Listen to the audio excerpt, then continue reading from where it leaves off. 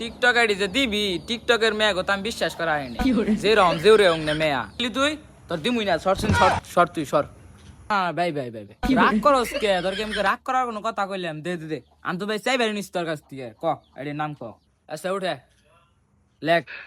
Sadia টিপল four 3টা 4 this Sadia লিখে কি কইলি সাদিয়া তারপরে টিপল ফোর 3টা 4 না হ উঠে সাদিয়া 3টা 4 ও মামা তুই কি দিলি রে তো খুব সুন্দর মেয়ে